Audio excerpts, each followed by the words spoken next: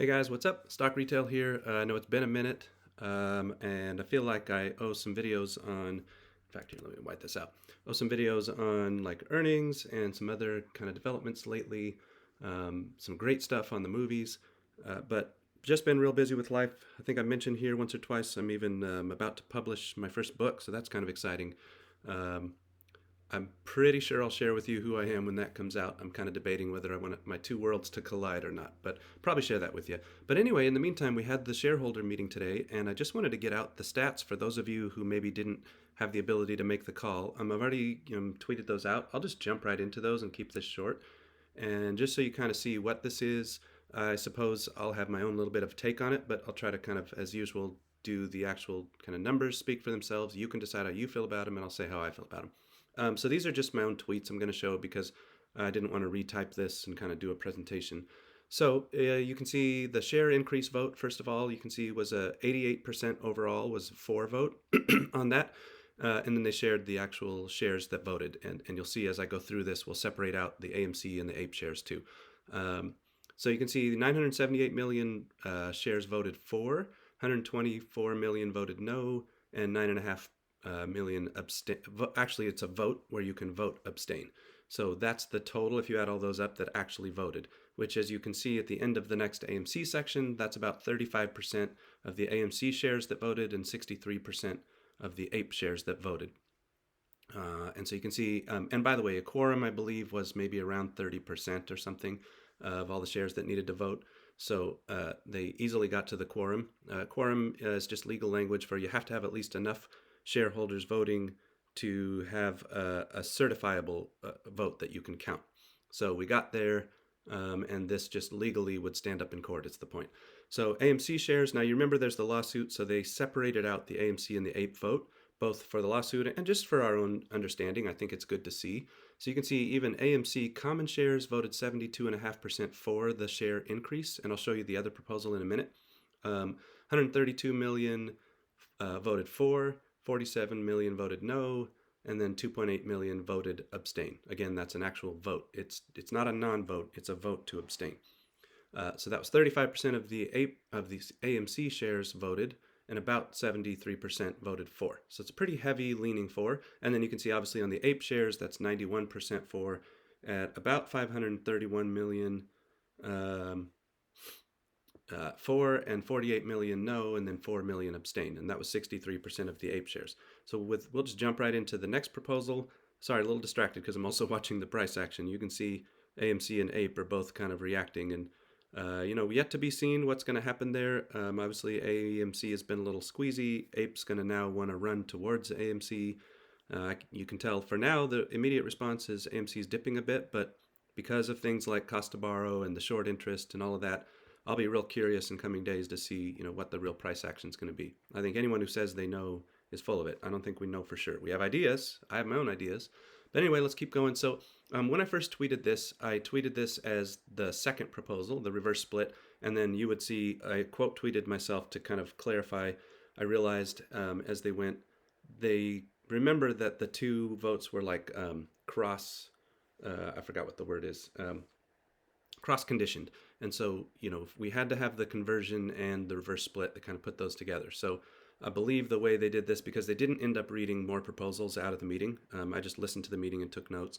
And I believe the way they did this is they just kind of said those as one vote together, really. So this is not just the reverse split. I believe this is the conversion. Let's go double check that. But that's how that was my readout of the meeting, because they didn't end up reading those separately.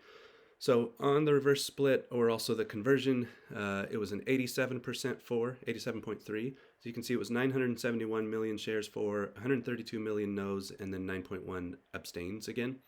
On the AMC side, you can still see pretty overwhelming yes, 70.4% for. That's 128 million. I won't keep reading the stats. You can read these. I'll stick to kind of the for vote. So very strong for vote out of the AMC shares, which I believe kills the lawsuit. Because their whole point, first of all, I've already done in other videos where I believe legally, in terms of corporate governance, there's no suit here. Like, in terms of corporate governance, I believe the board operated under their legal authority that's easily defendable in court, from documentation all the way back to 2013. So go to other videos if you want my point of view on that. Honestly, I'm kind of over the lawsuit. I'm just letting it play out at this point. And I will talk about that in just a minute because Adam referenced it. But anyway, the argument they're making, so even if you set aside, let's just call the governance argument that I think renders the case moot, but if you just talk about their case, which is, well, AMC shareholders don't want this. Well, the AMC shareholders who had enough energy to vote voted overwhelmingly yes. So I think it's just pretty clear there's no case against this because the AMC shareholders themselves said we want this with their vote. I don't. It's just not even worth discussing anymore, I wouldn't think. But we'll come back to that. So then you can see the APE shares, no brainer there. Those voted at almost 91% yes on the reverse split and the conversion. And you can kind of see the numbers there. Maybe you've been reading as I talk. Finally, Adam did reference that lawsuit, mention that. So effectively, just look at his language here. So most of this I'm kind of quoting. He mentioned they're going to vigorously oppose the lawsuit. He said, your vote today, I put in quotes here, really it's all quotes, but specifically, I could just tell he was kind of using intentional language. He said, in my view, sends a very strong signal that so Adam was saying this, the board, are doing as you shareholders wish. So in other words, we all voted yes. So we are saying, yes, we want you to do this. You're doing what we want as shareholders.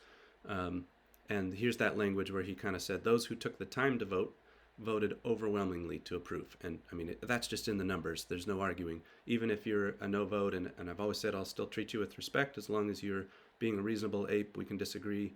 And I know the difference between trolls and respectful disagreement.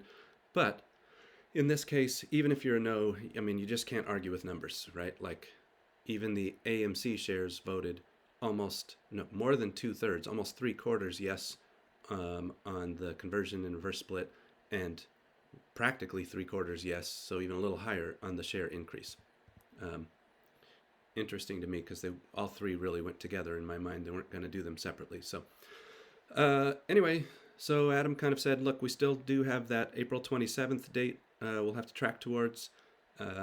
He said they'll kind of keep us updated as able. I'm reading that as we may not hear much. I think the corporate leaders tend to not discuss lawsuits too publicly.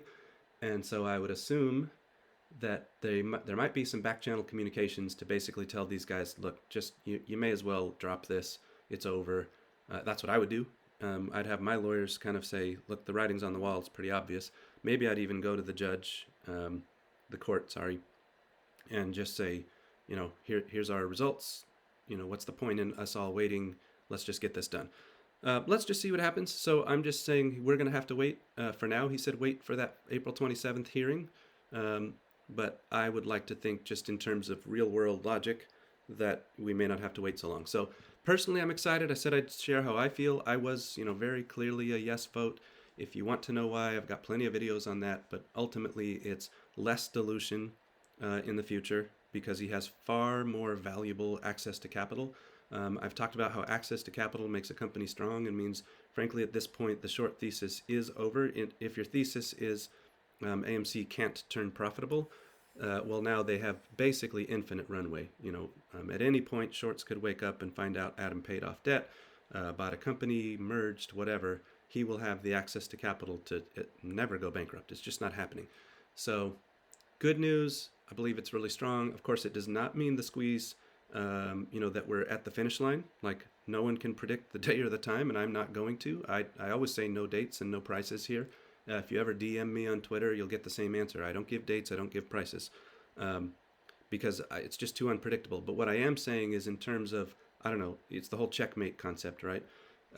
Even in chess, say you were 4 moves from checkmate, but it was just obvious and your opponent had no way out.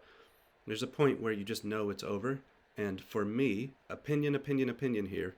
You don't have to trust me. In fact, I always say no trust me bros here. My opinion is it is over. We've done it.